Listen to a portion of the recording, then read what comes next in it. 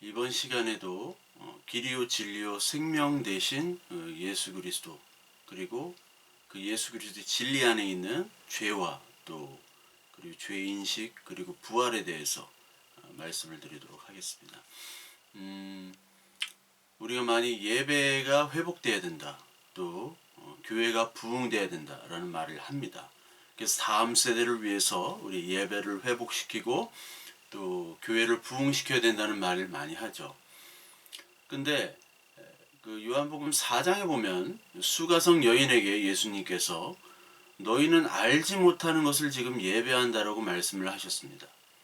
그러니까 너희는 지금 너희 사마리아인들은 알지 못하는 그런 예배, 즉 그 예루살렘에서 영과 진리로 드리는 그런 예배가 아니라 너희들 따로 산당을 사마리아에서 만들어서 예배를 한다. 물론 이거는 유대인들에게도 적용되는 것이죠. 유대인들은 열심히 예배를 합니다. 제사의 예배죠. 그리고 율법을 지킵니다. 그러나 그것은 예수님께서 볼 때는 예배가 아니다라고 말씀하시는 거예요. 너희들은 알지 못하는 것을 유대인이나 사마리아나 다 하고 있지만 진짜 예배는 성령과 진리로 예배하는 것이다 라고 얘기를 하시는 거죠. 이 성령과 진리는 당연히 예수 그리스도 계시와 그 복음의 진리이신, 즉 다시 말해서 구약으로 따지자면 그 제사와 율법의 실체이신, 성전의 실체이신 그 예수 그리스도를 통해서만이 예배가 가능하다라는 것이죠. 그래서 예배라는 것은 예수 그리스도를 제대로 고백하는 사람만이 예배를 드릴 수 있는 거예요. 즉 진짜로 믿는 사람들, 예수 그리스도의 진리의 말씀을 진짜로 믿는 사람들만이 예배를 할 수 있는 겁니다. 근데 우리를 보면은 예수 그리스도의 고백 없이도 예배를 드리는 경우가 너무나 많죠.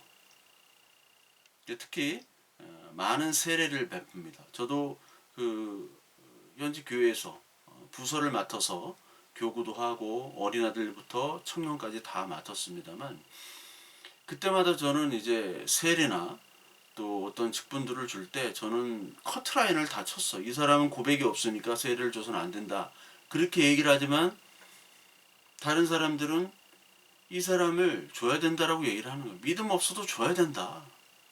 여기까지 왔는데 주지 않으면 이 사람들이 마음을 상해가지고, 믿지도 않는데 마음을 상한답니다. 마음이 상해서 교회에 안 나올 수 있다라는 거예요. 내가 말도 안 된다, 그런 거 가지고도 많이 싸웠습니다. 지금 교회는 그 사람들의 기분을 맞춰주는 거지, 이 사람들이 믿음이 있냐 없냐가 중요한 게 아니에요. 이 사람들이 손님으로 와서 돈도 내고 봉사도 하고 그런 걸 중요시 여기는 거예요. 예배라는 것이 그리스도의 선포, 말씀 가운데, 그리고 찬양과 기도와 그리고 이어지는 삶까지 이어지는 것이 온전한 예배인데도 불구하고 많은 사람들은 그냥 자리 와서 있는 것이 예배라고 생각하는 거죠. 교회 와서 자리를 차지하면서 그냥 설교 듣고 찬양하고 따라 부르고 그렇게 하는 것이 예배라고 생각한다는 거예요. 불량과 가짜, 즉 우상 숭배를 양산하는 곳이 되어버렸다는 겁니다. 믿음이 없는 예배는 하나님 받질 않으세요. 예수 그리스도가 없는 것은 받질 않으십니다. 예배가 없는 거예요. 그러니까 많은 사람들이 교회의 안정, 성장을 우선으로 여기죠. 교회가 안정이 돼야 된다, 성장해야 된다. 예수 그리스도를 알아가는 복음, 그것을 알고 가르치고 그것을 통해서 예배자가 되고 그런 예배자들이 모여있는 곳이 교회입니다. 그런 모임이 교회예요. 그런데 그리스도를 먼저 하려고 하지 않고 그리스도에는 무관심하고 무지합니다. 그러면서 지금 코로나 시대이기 때문에 예배를 더 회복시켜야 된다, 교회를 성장시켜야 된다, 길이요 진리요 생명 되신 예수 그리스도를 전하지는 않고 먼저 교회와 예배를 이야기해요. 근데 그렇게 부흥시켜야 되고 안정시켜야 된다는 논리 속에서 그 부흥과 안정의 도구는 바로 예배 성수와 11조 성수죠. 주일 성수와 11조 성수. 그러면서 그것을 잘하면 이것이 또 상급론으로 갑니다. 상급론으로 이어져요. 이게 상급이 받고 교회 예배당 중심의 신앙생활을 할 때 하나님께서 축복을 주신다는 그런 상급론으로 가게 되어 버립니다. 그 예수 그리스도를 어떻게 우리가 전해야 되고 가르치고 하는 것은 관심이 없어요. 만약에 예수 그리스도를 가르치고 전하고 하는 것을 막 전한다면 그 사람은 미움을 받게 되고 퇴출당합니다. 예수님께서는 예배당의 안정과 성장을 원치 않으셨어요. 이게 무슨 말이냐. 이렇게 얘기하면 예배당을 파괴하는 자, 교회를 흩트는 자로 많은 사람들이 저를 공격합니다만 예수님 자신이 이 땅에 오셔서 가장 먼저 공격한 것이 바로 예배당입니다. 그 예배당은 성전이죠. 그때 성전을 공격하셨고, 그리고 바리새인들이 율법을 가르치는 회당을 공격하셨고, 그것은 선지자들과 그리고 그 후에 사도들까지도 계속 이어진 행위였어요. 왜냐하면 그곳은 예수 그리스도 진리를 가르치는 곳이 아니라 자기들이 모여서 서로 다른 자기끼리의 복음이 더 강화되는, 즉 자기끼리의 복음은 곧 우상 숭배죠. 그 우상을 서로 나누고 서로 즐기는 곳이지 그리스도 하나님을 섬기는 곳이 아니었습니다. 그래서 예수님께서는 성전을 엎으셨죠. 그 장사꾼들을 다 몰아냈습니다. 이 기도하는 하나님의 집이 장사꾼들의 터전이 돼서 도적 강도떼가 모여가지고 지금 그 사람들을 핍박하면서 자기의 종교 행위를 하면서 동시에 경제 활동을 하는 그런 장소가 되어버렸어요. 그러니까 바리새인 따로, 사두개인 따로, 에세네파 따로 예수 그리스도를, 그 메시아를 서로 다르게 생각하며 기다리는 겁니다. 이것은 과거에도 그랬고 현재도 그렇고 앞으로도 그럴 거죠.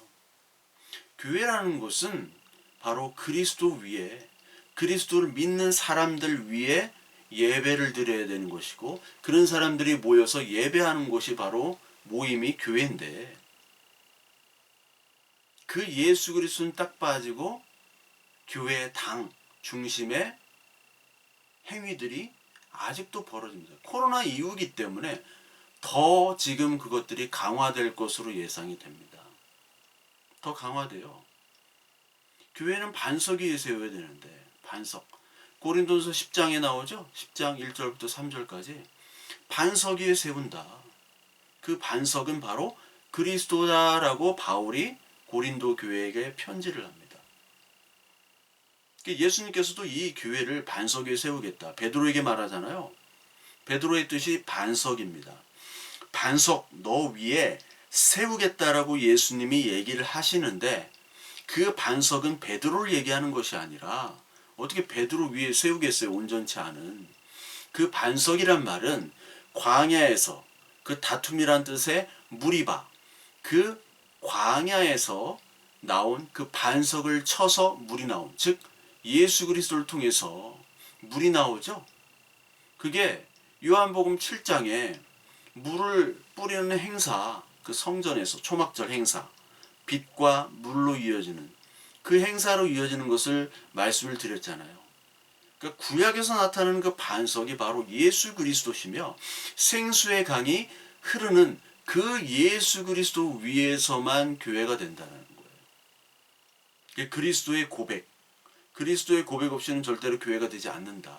즉 진리 위에, 그리고 복음 위에 교회가 서는 것이지, 저 캐톨릭처럼 베드로 위에 교회가 세워진다. 그래서 베드로가 죽었다고 하는 그 장소에 베드로 성당을 세웠잖아요.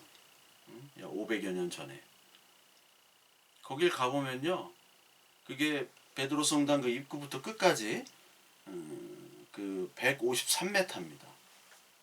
그리고 거기 그 바닥에 일대교황부터 쭉 나와요. 일대교황이 베드로라고 여기 적혀 있어요. 근데 그것은 그리스도 위에서의 교회가 아니라 베드로가 이 교회 터전이 됐다라는 것을 잘못 해석하고 있는 거죠. 문자적으로. 그러니까 교회라는 것은요, 여러분, 믿음 위에 있어야지 교회입니다. 그 예배라는 것은 예수 그리스도의 믿음 위에 있어야지 예배는 것이지, 뉴욕 같은 데 가보면 불교 신자들이 많습니다. 지식인들이, 엘리트들이 불교 신자들이 많죠. 서양인들. 거기 불교 사당을 뭐라고 해요? 부디스 처치라고 해놔요. 처치란 교회라는 말 씁니다.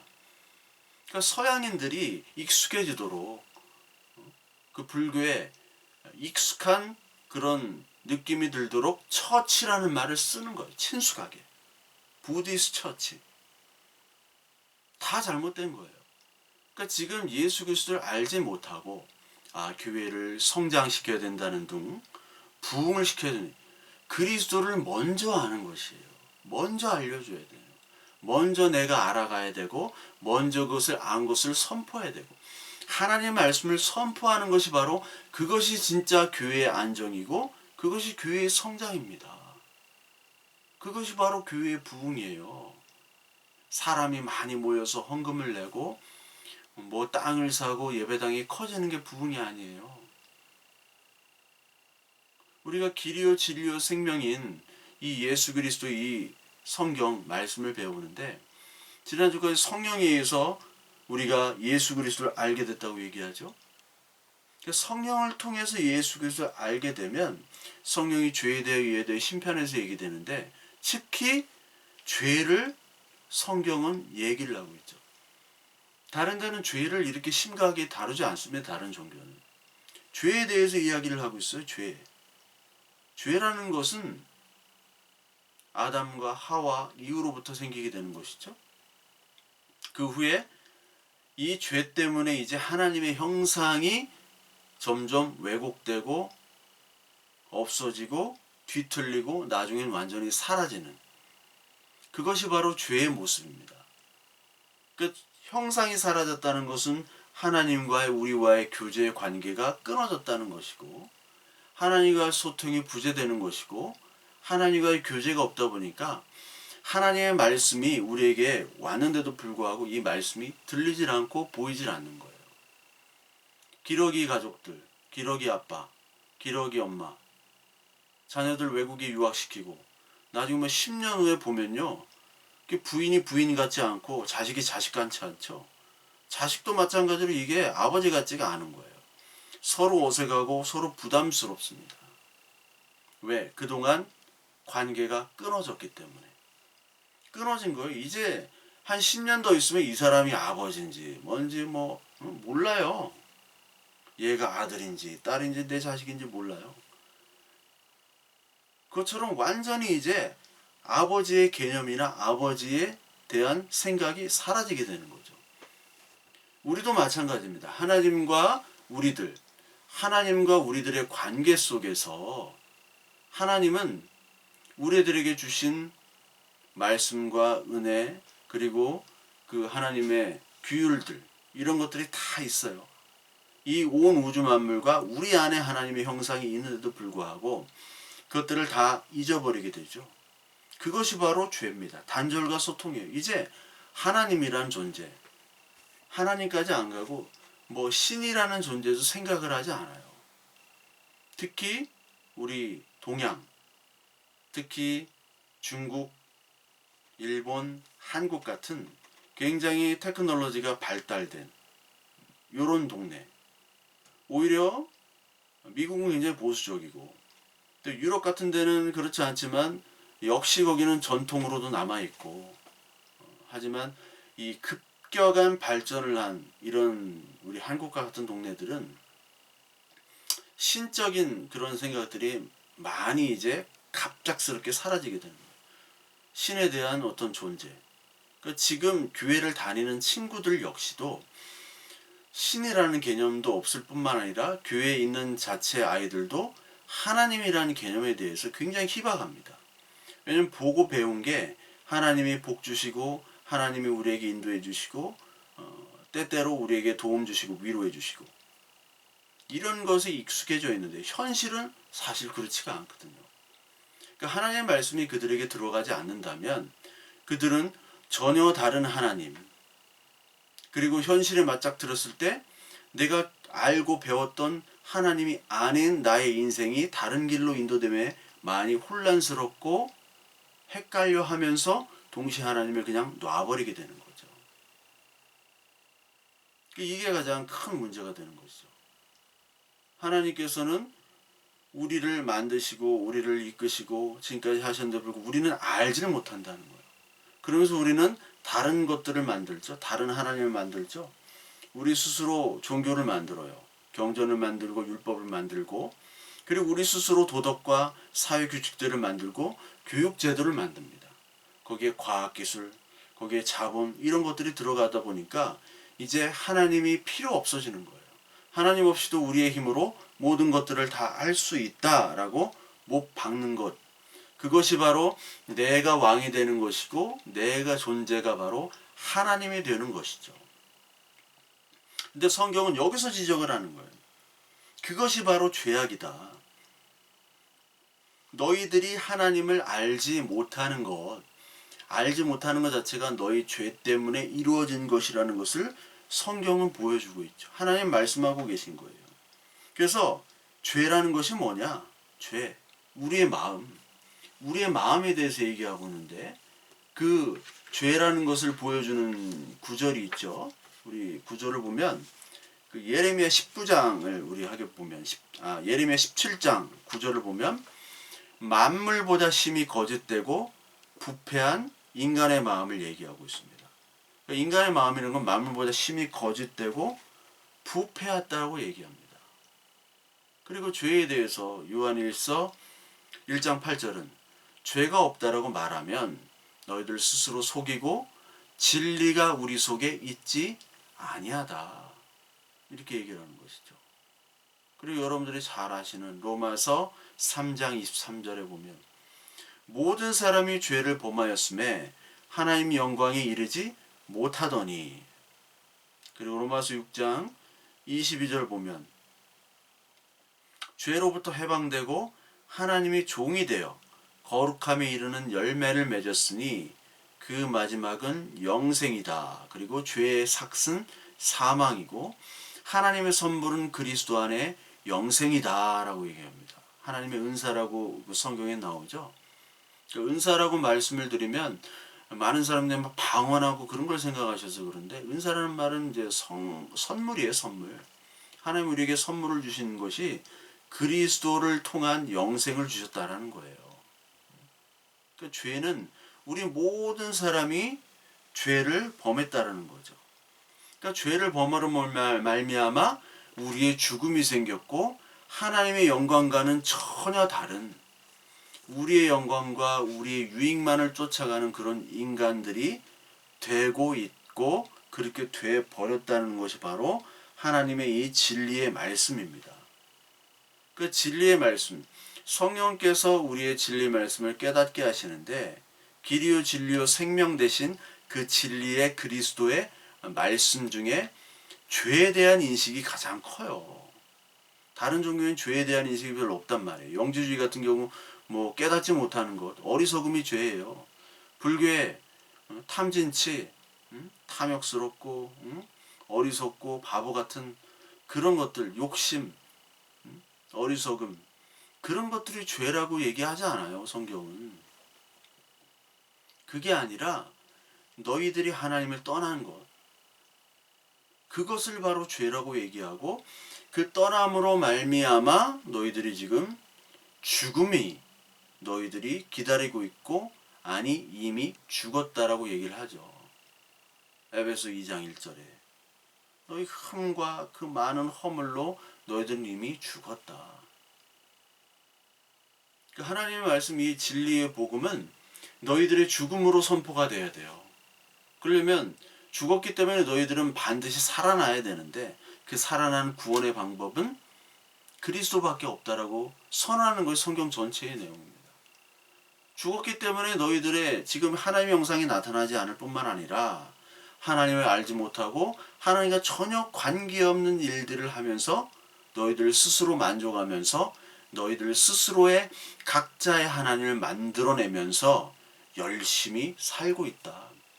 그것이 너의 죄의 모습이다라는 거예요. 그 죄의 모습들이 보면은 여러분들 인간의 이 죄에 갇혀가지고 사망에 갇히고, 그리고 여러분들 죄의 오염, 그리고 질병, 범죄, 이런 모든 것들이 다 죄의 결과로 나타나는 것이지, 진짜 죄는 하나님을 떠났다, 그거를 얘기하는 거예요. 다른 데는 이렇게 정확하게 얘기하지 않습니다. 다른 종교는 하나님을 떠난 것으로 말미암아 이런 결과들이 생겨났다라는 거예요. 그런데 우리에게 이런 진리가 오시는 거죠. 요한복음 8장 33절에 보면, 32절에 보면 진리가 너희를 자유롭게 했다. 그렇죠. 여기에 진리 대신 예수 그리스도가 오셔서 우리를 자유롭게 했대요. 어떤 자유냐? 죄로부터의 자유. 즉 죄로부터의 자유는 죽음으로부터의 자유죠. 죄의 삭은 사망이니까. 그 자유를 우리에게 진리로 허락하신 것이죠. 그 요한복음 17장 17절에도 진리로 거룩하게 하소서, 이런 말씀입니다. 진리로 거룩하게 하소서. 아버지의 말씀은 진리이니다. 그러니까 우리를 거룩하게 한다는 것은, 거룩이라는 것은 하나님의 용어잖아요. 하나님의 모습이고, 우리는 영광이 없고 우리는 거룩하지도 않습니다. 근데 뭘로 거룩할 수 있느냐? 진리 대신 그리스도로 말미암아 거룩할 수가 있죠. 우리가 거룩하게 되는 것은 우리가 인간의 모습으로 열심히 수행을 하고, 그리고 죄를 짓지 않으려고 하는 그런 노력으로 거룩해지는 것이 아니라, 진리의 이 말씀 그리스도가 우리에게 들어와서 거룩하게 되는 거예요. 그렇지 않으면 우리는 절대로 우리 인간의 노력으로 거룩하게 될 수가 없습니다. 형상이 회복될 수가 없어요. 진리의 말씀을 들어야지만이 형상이 회복이 되는 겁니다. 그 말씀이 우리에게 일을 하는 거죠. 우리 안에서.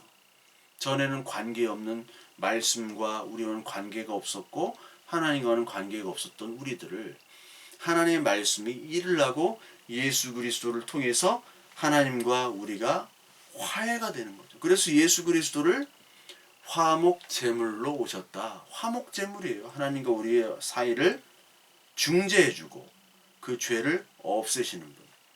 죄 때문에 가로막혀가지고 우리가 하나님을 볼 수가 없는 거예요. 근데 성령께서 예수 그리스도의 죽으심으로 말미암아 그 말씀이 들어옴으로 말미암아 하나님의 존재를 알게 되고, 나의 존재를 깨닫게 되고, 죄가 뭔지, 의가 뭔지, 심판이 뭔지, 하나님의 은혜와 구원이 무엇인지, 그 은혜와 구원은 다시 그 하나님의 형상이 회복되는 것인데, 그것을 우리가 말씀으로 깨닫게 되는 거죠.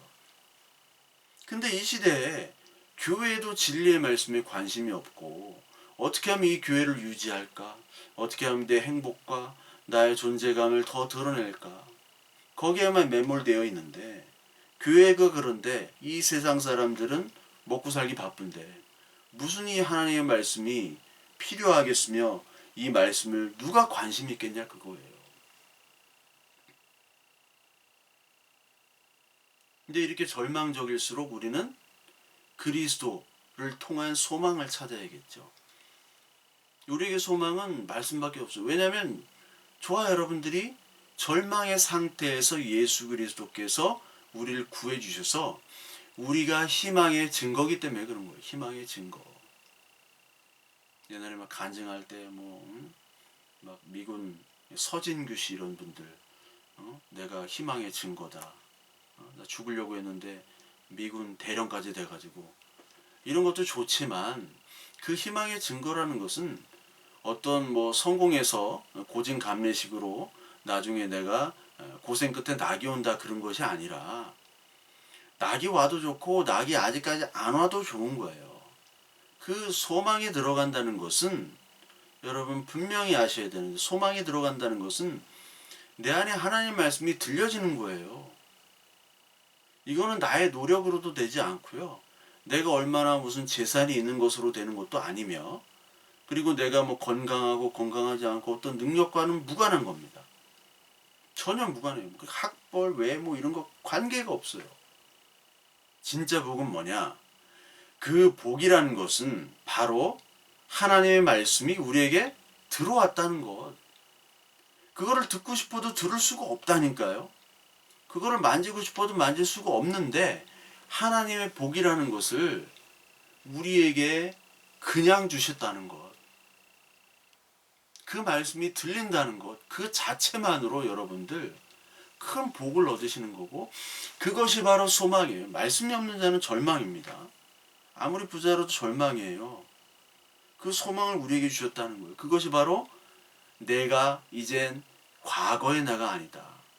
형상이 회복되고 이제 하나님의 모습들이 회복이 되는 거죠. 그게 형상의 회복입니다. 그래서 골로새서 3장 10절에 보면 새 사람을 입었나니 이는 자기를 창조하신 이의 형상을 따라 지식에 따라 새롭게 하심을 입은 자니라. 이렇게 얘기를 하시죠. 지식을 따라. 그리고 여러분 고린도 후서에 또 나옵니다. 고린도 후서 3장 18절.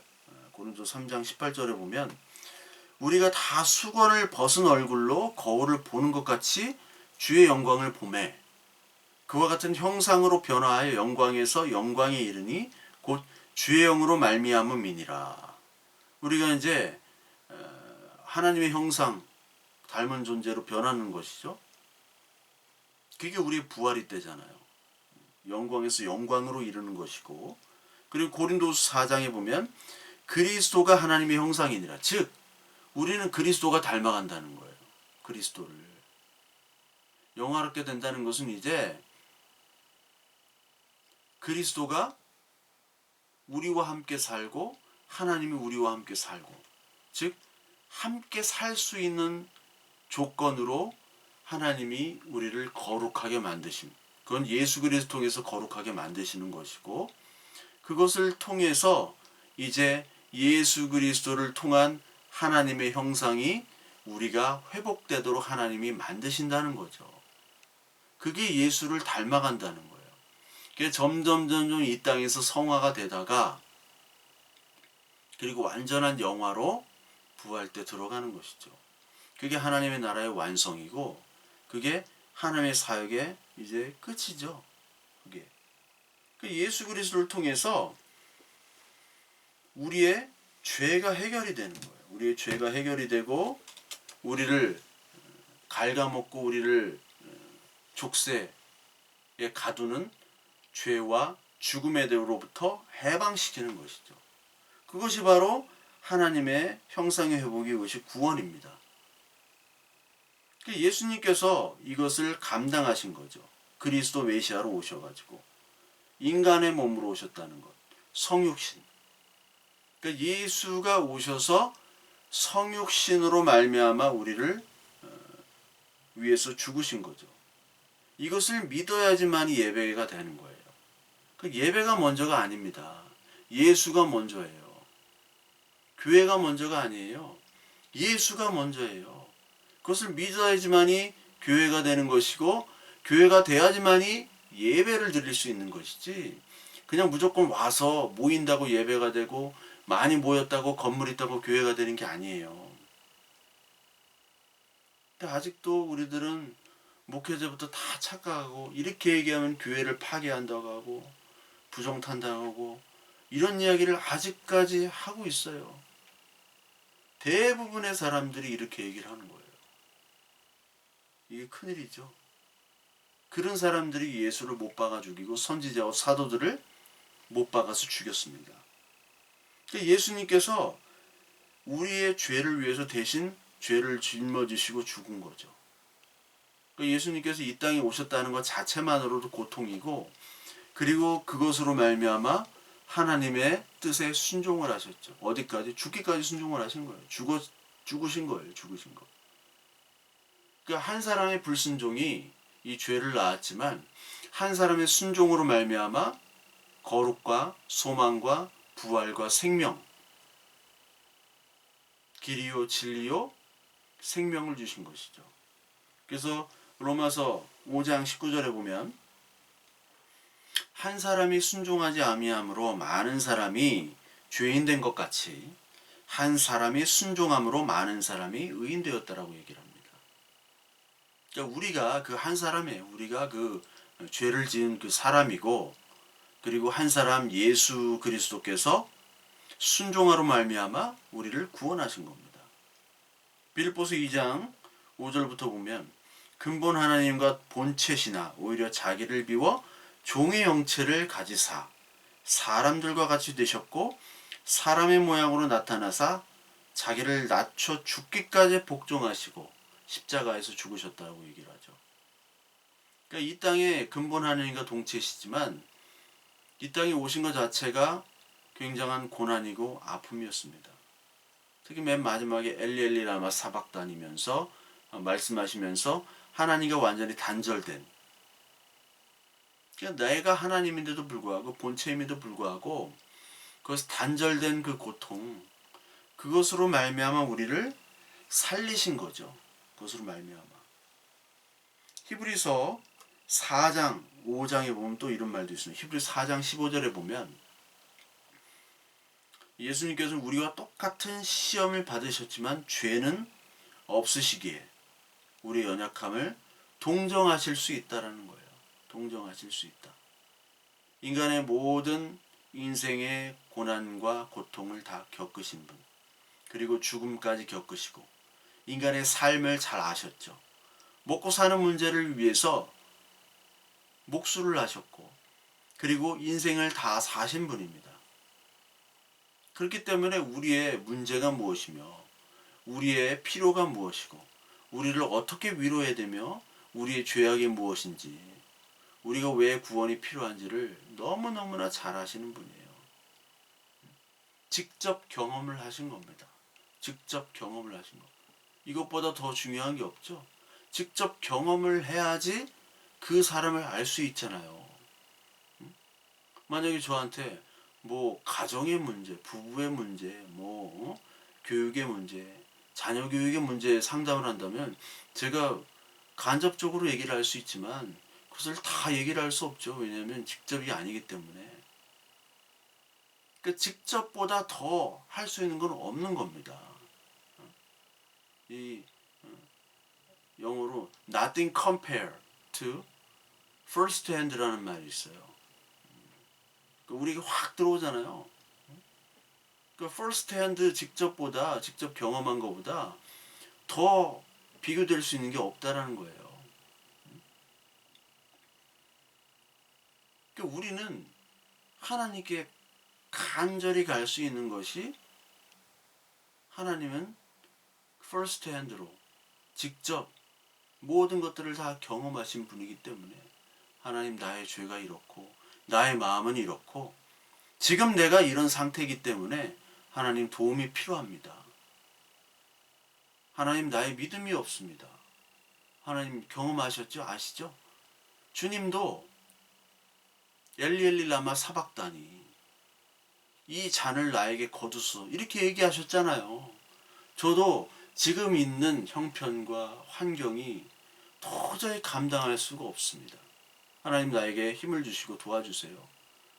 아니 환경도 바꿔주시고 그게 안 되면 내가 인내할 수 있도록 해주시고 내가 너무나 힘들어 죽겠으면 하나님 갑자기 성령께서 말씀에 힘을 주시고 또 우리의 마음을 힘을 주시고 그렇게 해서 우리를 위로해 주세요. 이렇게 얼마든지 할 수 있다라는 거예요.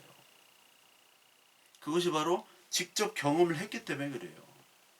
히브리서 5장 7절에 육체에 계실 때 육체에 계셨으니까 자기를 죽음에서 능히 구하실 이에게 심한 통곡과 눈물로 간구의 소원을 올렸고 그의 경건하심으로 말미암아 들으심을 얻었느니라.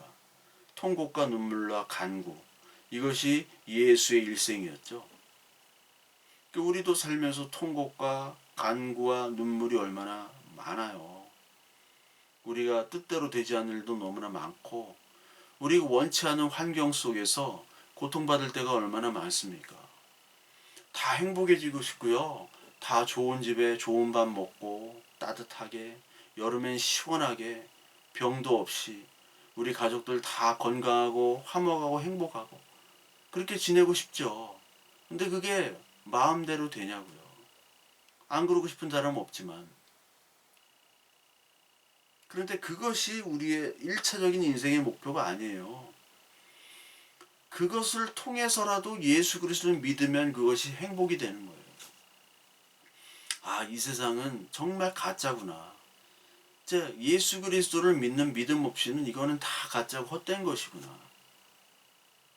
그리스도 안에서 있을 때 진짜 이것이 참된 진리요 길이요 생명이구나. 그걸 깨닫는 거면 그런 우리의 조건과 환경, 우리가 볼 때는 나쁜 환경과 조건이지만 그런 환경들이 굉장히 큰 축복이 될 수 있는 것이고, 아니면 인간적으로 볼 때는 너무나 좋은 환경이지만 하나님을 찾지 않고 하나님을 더 거부하고 하나님을 모르게 되는, 내가 최고고 나에 있는 모든 조건들이 너무나 만족한다면 그것보다 더 나쁜, 그리스도를 믿는데 나쁜 환경은 없을 거예요. 그러니까 우리의 이 속죄라는 것은 예수 그리스도를 통해서만 가능하다. 그렇다면 왜 예수가 꼭 죽어야지만 되냐? 그것이 바로 히브리서 9장에 나오죠. 히브리서 9장 12절에도 있고 26절 16절 많이 있는데, 여기 보면 히브리서 12장에 보면 염소나 송아지의 피로가 아니라 오직 자기의 피로 속죄하시고 단번에 속량하셨다라는 말이 있습니다. 그러니까 옛날에 그 제사가 아니라, 옛날에 그 구약의 제사가 아니라 단번에 드려지는 속죄, 오직 자기의 피로 속죄를 드렸다는 것이고, 그리고 영원한 기업의 약속을 얻게 하셨다. 이게 하나님의 언약을 얻게 하시고 하나님의 나라를 우리에게 주셨다는 것이죠. 그러니까 단 한 번에 매일매일마다 그냥 막 양 잡고 소 잡고 그것이 아니라 단 한 번의 제사로 영원한 언약을 우리에게 허락하셨다라는 거예요. 그리고 특히 이 히브리서 9장 16절에 보면 유언은 유언한 자가 죽어야 되나니 살아있는 동안에는 효력이 없느니라. 살아있는 동안에는 유언이 효력이 없죠. 이 유언이란 말, 특히 하나님의 언약으로 바꾸면 됩니다. 하나님의 언약은 거기에 반드시 그리스도의 죽음이 포함되어 있죠. 그러니까 전 사건들이 다 예수 그리스도의 죽음이잖아요. 아브라함 언약부터 그 출애굽 6월절, 그게 다 어린 양을 죽이는, 예수 그리스도 죽이는 언약으로 되어 있잖아요. 근데 예수 메시아가 오셔서 죽어야지 유효한 거죠. 죽어야지. 안 죽고 계속 살아있으면 이게 언약이 이루어지질 않는 거예요. 하나님이 이것을 통해서, 죽음을 통해서 너희들을 살리겠다고 했는데, 아니 죽으러 온 사람이 안 죽어. 여러분, 유언이 죽어야지 유언의 효력이 발휘돼서 그 가지고 있는 그 기업들이 그 아들들에게 물려지잖아요. 그러니까 우리는 하나님의 자녀로 예수 그리스도 큰아들이 죽음으로 말미암아 우리들 아들들이 그 큰아들의 유언들, 그 재산 기업들을 다 물려받게 되는 거란 말이에요. 그러니까 그 하나님의 큰아들 예수가 죽어야 되는 거예요. 그래서 22절에 피 흘림 없이는 죄사함도 없다라고 히브리서 9장에 또 못을 박죠. 단번에 죄 없이 26절 28절, 그리고 참 제물이신 예수 그리스도를 계속 등장을 시킵니다. 그 참 제물을 통해서 우리가 구원이라는 하나님의 형상이 회복되는 것이죠. 그때 이제 예배가 되는 것이고 그때 교회가 되는 거예요. 그러니까 형벌 진노를 우리에게 대신 치르셨죠. 그게 이사야서 53장 12절, 여러분 너무나 잘 아시는 그 말씀. 그것이 이제 베드로서 2장 24절에도 나오죠.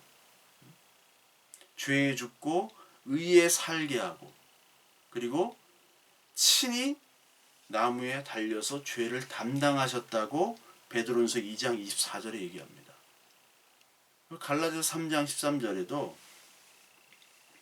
예수께서 우리를 위해 저주를 받으사 율법의 저주에서 우리를 속량하셨다라고 얘기합니다. 율법의 저주에서. 그리고 나무에 달린 자마다 다 저주를 받았다고 얘기하죠. 그러니까 율법의 저주에서 우리를 살리시기 위해서 율법의 저주를 대신 받으신 분이죠. 그것이 속죄입니다. 이 속죄 과정을 통해서 우리는 믿음이 가입이 되는 거고, 인생을 살면서 그 믿음을 통해서 우리가 계속해서 주님께 한 걸음 한 걸음 더 가는 것이 바로 성화죠. 이 땅에서의 성화. 그러다가 이제 하나님께 부름을 받고 이제 그것이 부활을 통해서 하나님의 나라가 완성이 되는 과정. 그러니까 길이요 진리요 생명에 대해서 얘기를 계속 지난주부터 하는 과정이 바로 맨 마지막에 이제 부활을 통해서 다 이루어지는 거예요. 그래서 마지막에 부활이 반드시 있어야 됩니다. 그리스도의 사역의 완성. 이것이 부활이에요. 예수 그리스도의 재림을 통해서 완성. 고린도전서 6장 14절에 보면 하나님이 주를 다시 살리셨고 이렇게 나옵니다. 살리셨고 그의 권능으로 우리를 다시 살리시리라 이렇게 얘기하시죠. 그리고 고린도후서 4장 14절에 보면 주 예수를 다시 살리시니가 예수와 함께 우리도 다시 살리사 너희와 함께 다시 살리사 이렇게 얘기합니다. 그러니까 주 예수를 살리셨기 때문에 우리 역시 주님이 살리신다는 거죠. 그것이 바로 부활이고 특히 부활장인 고린도전서 15장이죠. 15장은 1장부터 쭉 나옵니다. 장사 지냈다가 사흘 만에 다시 살아나시고 베드로 게바에게 보이시고 12제자와 나중에는 500형제에게 일시로 보였다고 얘기를 합니다. 그렇게 얘기하면서 부활이 없는 자들에게 얘기를 하죠. 만일 그리스도께서 다시 살아나지 못하면 우리가 전파하는 것도 헛것이요 또 너희 믿음도 헛것이며 우리가 거짓 증언으로 발견되니 우리가 하나님의 그리스도를 다시 살렸다고 증언함이었으며 만일 죽은 자가 다시 살아나는 일이 없으면 하나님이 그리스도를 다시 살리지 아니하셨으리라. 만일 다시 살아나는 일이 없으면 너희 믿음도 헛것이고 너희가 여전히 죄 가운데 있을 것이고 그리스도 안에 잠자는 자도 망하였으니 그리스도 안에 우리가 바라는 바 이 세상 삶뿐이면 모든 사람 가운데 우리가 더욱 불쌍한 자다라고 얘기합니다. 그러니까 부활이 없다면 그리스도의 이 속죄함 오심은 다 거짓이고 우리의 믿음도 거짓이고 우리는 이 세상에서 가장 불쌍한 사람이라는 거죠. 그러니까 여러분 불쌍한 사람이 되지 않기 위해서는 믿음을 간구해야겠죠. 진짜 믿음. 성령 하나님께 진짜 하나님 진짜 믿음이 뭡니까? 하나님 진짜 믿음이 무엇이고 하나님께서 주시는 이 놀라운 은혜들 이 하나님 형상의 회복들을 정말 말씀을 통해서 깨닫고 맛보고 싶은데 그게 잘 안 됩니다. 나에게 진짜 믿음을 허락해 주세요. 진짜 믿음을 간구해야지. 우리의 모든 기도 제목이 가짜로만 막 이렇게 살다가 예배당 중심 주일 성수 11조 복받자 이거 하고 끝나는 인생이면 얼마나 억울하겠습니까? 그리스도는 고백을 하지 않고 그냥 예배당에 모여서 열심히 하나님을 외치는 거예요. 그러나 그 하나님은 성경 말씀의 하나님, 우리가 알지 못하는 하나님, 수가성 여인 그리고 사마리아 여인들, 유대인들에게 얘기한 너희는 알지 못하는 것을 예배하는 그 알지 못하는 그 하나님을 우리는 열심히 외치고 주여 삼창 해가면서 기도를 하지만 정작 하나님은 모르는 겁니다. 예수 그리스도는 모른다면 우리가 얼마나 불쌍하겠어요. 지금까지 했던 모든 우리의 외침과 예배와 모임과 이런 모든 것들이 다 거짓이고 헛되고 다 쓸모없는 거라는 거예요. 그리스도의 믿음이 있을 때만이 부활까지의 믿음이 있을 때만이 우리가 부활을 기다리고 이 땅이 아니라 하나님 나라의 소망을 가지며 살아가는 사람이 될 텐데,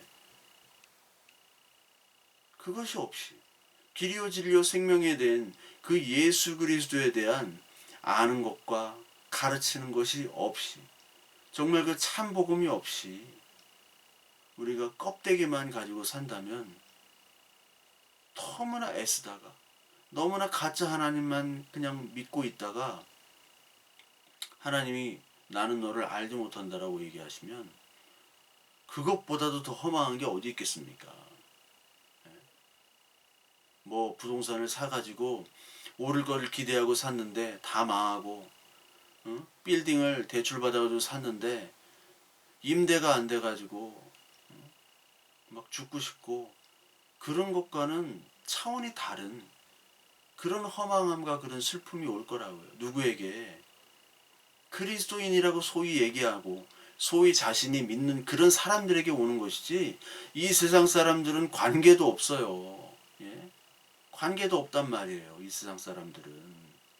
이 세상 사람들은 지금이 천국이고 지금에서 모든 자기 에너지를 쏟아서 승부를 다 봐야 돼요. 왜냐면 이 땅이 마지막이기 때문에. 저 땅은 없어 믿질 않아요. 저 땅은. 믿질 않는단 말이에요. 근데 저 땅 바라보고 산다고 하면서 저 땅에 대한 준비가 안 돼 있어. 하나님께서 처소를 만들질 않으셔. 우리에 대한 처소를. 그 처소는 그리스도에 대한 믿음과 그 믿음이 있어야지만이 성령 하나님의 말미암아 교회가 이루어지고 그리고 예배가 이루어지는 그런 믿음의 공동체가 되는 것인데, 그런 처소는 이미 이 땅에서 교회가 이루어져야 되는데 이 땅의 처소도 가짜인 것 같고, 또 저기 있는 것도 아닌 것 같고, 근데 열심히 평생을 다해서 그러려면 주식이나 코인이나 부동산을 하죠. 그 지금까지 냈던 헌금이 얼마입니까, 여러분들? 열심히 하시는 분들.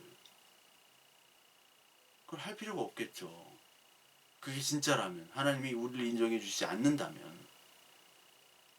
그러니까 여러분들, 예배가 먼저,